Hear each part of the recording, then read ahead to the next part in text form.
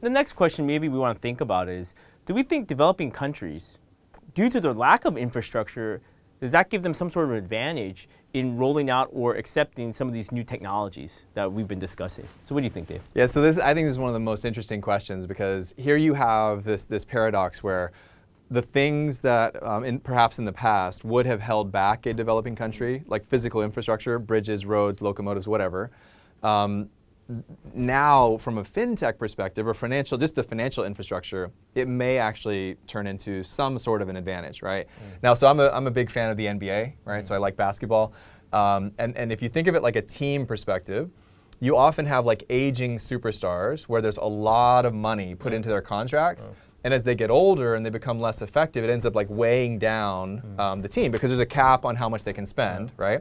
And so as a result of that, it's like these teams that have a group of young stars, people say they actually have a better future because they're able to capitalize on those stars for a longer period of time, right? It's kind of like that from like a macroeconomic perspective. Now again, this is not to say there are not challenges, right? This is not to say like, let's say Kenya or one of these places we use as an example, they certainly would be willing to change places with, say, the US for certain aspects of this. But it is super interesting to think that the infrastructure they're putting in now theoretically could help them develop and advance at a quicker rate than we've ever seen before.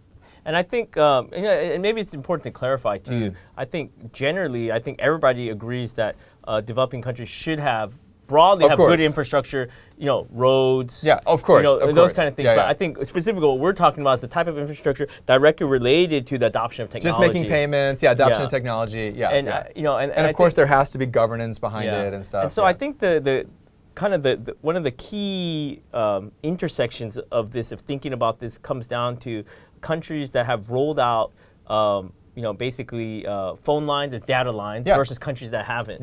Right, and that is part of infrastructure, but it's very interesting to think about. There are companies in the world who focus on, hey, how can we deliver similar types of service without having to build a wire, tunnel, put wire down, or put up, large towers where we're stringing wire across, these kind of things. And I think that's interesting, right? And so a lot of developing countries in Southeast Asia, Africa, are kind of thinking about how can we deliver basic even internet without having to put in all the infrastructure that initially a lot of quote unquote developed countries now did 20 or 30 years ago, which now we rely on as kind of the internet kind of network that we have. Or when they do put in the physical infrastructure, it's at a much, much higher speed. So in a lot of developing countries, their internet rates, the speeds are actually quite a lot faster, because you'll have an internet service provider in, let's say, in the US that has spent a lot of money on that physical infrastructure, and they're essentially like a monopolistic entity there. They don't want to go out and rip out those old cables and put in newer, faster ones. They just want to kind of milk it as long as they can. And so you have these slow internet speeds throughout the US, let's say, versus a country that just got internet for the first time. It's immediately faster. And I think that really brings us to the crux of the question about, is that somehow an advantage in some ways, because a family somewhere that maybe doesn't have access, historically hasn't had access to some of this technology, now instead of having to wait for a phone line to be put in that they can use to have a landline for internet, all these things, now instead of doing all that, everything is through their phone, off kind of a signal, increasingly 4G, 5G, these kind of advances in technology, and those signals allowing them to have internet speeds as fast as and as high quality as if you were just using a desktop computer at home. Connected to a wired internet line.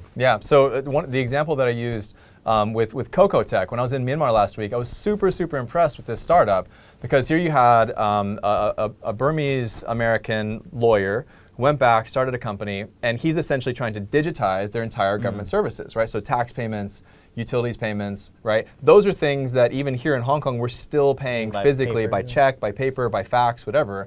And it was so cool to see that he had this team of developers that were essentially digitizing the entire process. Now, make no mistake, it's still slow, it's still inefficient, they're just getting started.